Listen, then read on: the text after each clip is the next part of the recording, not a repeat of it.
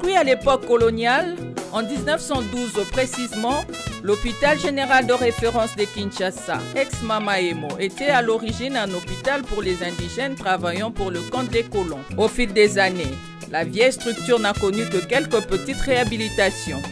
Et il a fallu attendre plus de 100 ans pour voir sortir des terres un joyau, un bijou, un nouvel hôpital complètement reconstruit dans les normes internationales. Pour cette première phase, 3 ouvrages ont vu le jour. Il s'agit d'un imposant immeuble de 4 niveaux destiné à l'hospitalisation.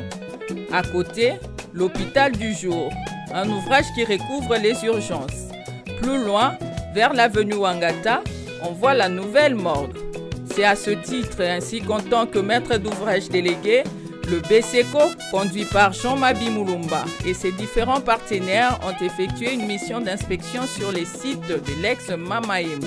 Sur place, cette délégation composée du directeur général du BCECO, Jean-Mabi Moulumba, du chargé de mission du chef de l'État pour la zone ouest, M. Yannick Lutandila, et du médecin directeur de l'hôpital, Dr Jean-Paul Divengue Nzambi, est conduite par Eugène Yala, architecte chef du projet.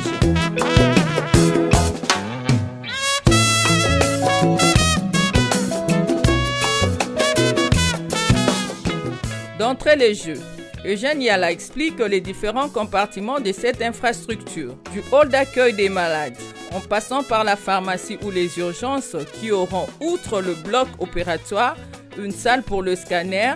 Aucun détail n'a été oublié. Cette ronde minutieuse les a emmenés entre autres dans le sous-sol de l'immeuble où plusieurs dispositifs médicaux et paramédicaux importants sont installés, tels que les systèmes d'adduction d'eau ou des fournitures d'électricité. En dehors de la traditionnelle régie des eaux, il y a un forage connecté à un citerne de 300 mètres cubes. Hormis le courant de la SNEL, des câbles électriques reliés à 2 générateurs de 400 kVA chacun vont pallier au déficit de l'électricité dans le bâtiment principal. Il y a aussi 2 autres générateurs de 400 kVA, l'un pour les urgences et l'autre implanté à la morgue. C'est toujours dans le sous-sol qu'on retrouve l'usine de production oxygène à usage médical. Ce dispositif part du sous-sol pour aboutir au chevet de lit de chaque malade. On y trouve également plus de 200 bonbonnes pouvant être déplacées d'un point à un autre.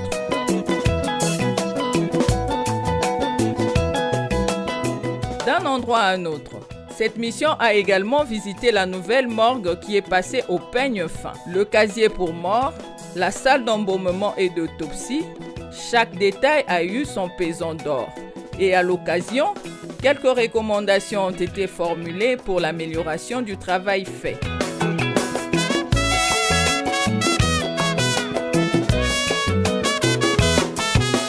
Pour finir, c'est l'hospitalisation le clou. Les travaux sont presque terminés. Les chambres sont prêtes à recevoir les malades dans un proche avenir. C'est ce qui explique la satisfaction du chargé de mission du chef de l'État, Yannick Lutandila. Je suis satisfait de voir que les travaux avancent à grands pas. On a fait les tours du sous-sol jusqu'au 4e étage. On s'est rendu compte que c'est du travail bien fait par des professionnels.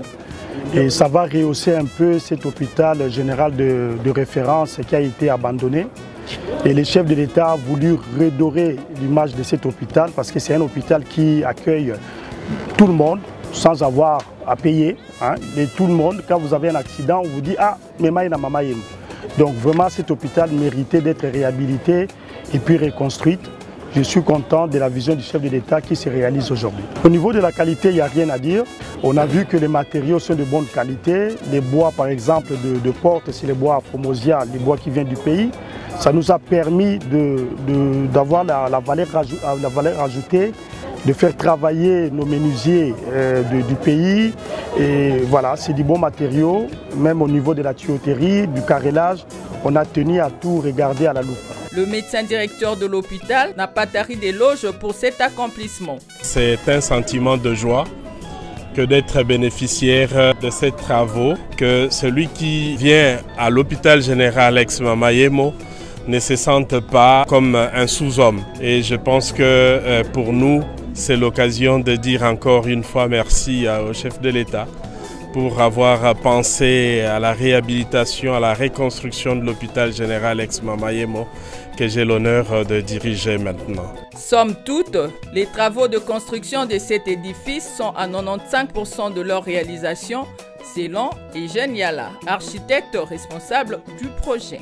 Oui, pour la première phase, nous avons terminé presque. Il nous reste 3 à 4% sont des imperfections que l'entreprise a fait et qu'étant bureau, nous sommes passés pour mettre des feutres par-ci, par-là pour faire des corrections de toutes les petites malfaçons qui sont au chantier. Nous sommes prêts à livrer ces 3 bâtiments que nous avons construits, dont les bâtiments P3 que nous appelons et puis les bâtiments urgence, et puis la morgue, parce qu'on ne pouvait pas construire sans penser déjà aux morts, parce que c'est inévitable. Donc quand on est en train de traiter, on peut aussi avoir des cas de décès. Il faudrait déjà préparer un endroit pour mettre ces gens-là.